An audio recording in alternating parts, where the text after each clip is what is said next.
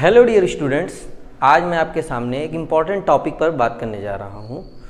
वो ये है कि नीट की तैयारी हमें 12th के बाद क्यों करनी पड़ती है।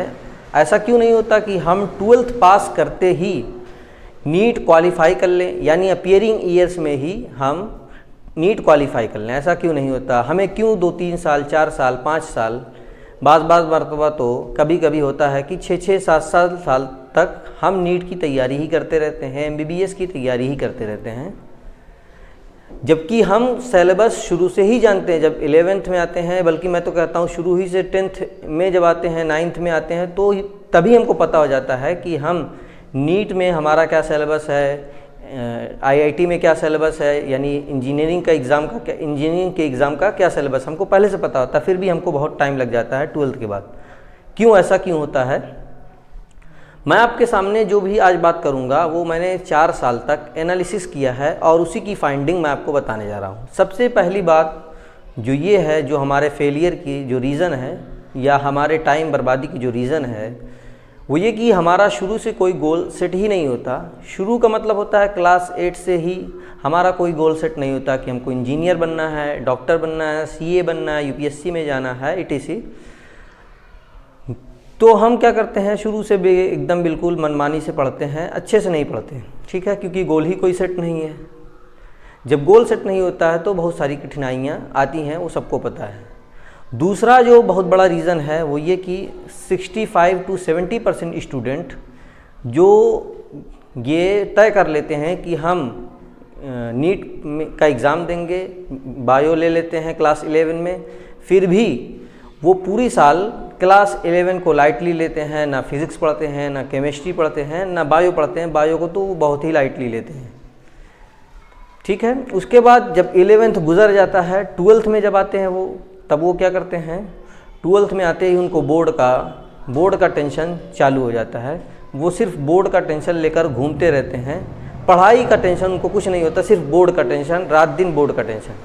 लेकिन कुछ स्टूडेंट होते हैं 65 to 70% में से 10-15% स्टूडेंट जो क्लास 12 में आते ही कुछ ना कुछ पढ़ने लगते हैं, कुछ पढ़ाई शुरू कर देते हैं। लेकिन मोस्ट ऑफ द स्टूडेंट क्या करते हैं, वो सिर्फ टेंशन लेकर ढोते हैं और पढ़ाई का कोई टेंशन उनको नहीं होता, सिर्फ बोर्ड का टेंशन होता है।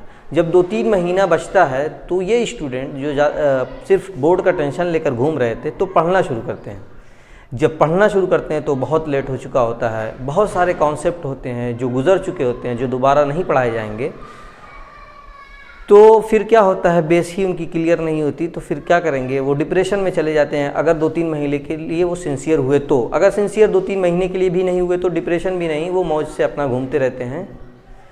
तो फिर आप ही सोचिए, जब आपने क्लास 11-12 जो कि आपका सिलेबस है, आपने पढ़ा ही नहीं उसको, तो क्या होगा, आप क्या एग्ज़ाम देंगे, क्या नीट क्वालिफाई करेंगे, कोई चांस ही नहीं है। तीसरी बड़ी रीज़न जो है, तीसरी सबसे बड़ी वजह जो है वो ये कि हम जब क्लास 10th में थे तो वहाँ की साइंस जो है बहुत पतली थी। वहाँ 16 चैप्टर्स थे, 16 चैप्टर्स, जिसमें फिज़िक्स, केमिस्ट्री, बायोलॉजी तीनों थी। जबकि क्लास 11 में 22 चैप्टर्स होते हैं बायो के, 14 होते हैं केमिस्ट्री के, 15 होते हैं फिज़िक्स के। आपको मैं ये भी बता दूँ, फिज़िक्स, केमिस्ट्री और बायोलॉजी, फिज़िक्स, केमिस्ट्री के जो कॉन्सेप्ट होते हैं वो बहुत ही ब्रॉड होते हैं, आप उनको हल्के में नहीं ले सकते। आप सोचें कि हम 2-3 महीना जैसे क्लास 10 में रट करके पास हो गए थे, वैसे ही 12th में भी पास हो जाएंगे, 11th में भी पास हो जाएंगे, ऐसा बिल्कुल नहीं है। याद रखिए कि अगर आपको डॉक्टर बनना है तो आज से ही, यानी जैसे ही आप क्लास 11 में एडमिशन लेते हैं उसी दिन से कमर कस लीजिए कि आपको क्या बनना है, और एक ओरिएंटेड डायरेक्शन में आप पढ़ाई करिए। आपकी एक सही डायरेक्शन में पढ़ाई हो, ठीक है। आप लाइटली ना लें, मेहनत से पढ़िए, वक्त बर्बाद ना करिए। मैं 30-35% स्टूडेंट की बात मैंने नहीं की, क्योंकि वो बच्चे क्लास 12th में, 11th में, नीट में भी बहुत अच्छा करते हैं, क्वालिफाई भी करते हैं। जो उसमें से रह जाते हैं वो 1 आध साल तैयारी करने के बाद बहुत ही अच्छा नंबर लाते हैं और अच्छे मेडिकल कॉलेजेस में जाते हैं। स्टूडेंट्स, अगर आपकी उम्र आपको प्यारी है तो प्लीज़ ऐसा ना करें, अपनी उम्र बर्बाद ना करें और अच्छे से पढ़ाई करें, ठीक है। Thank you.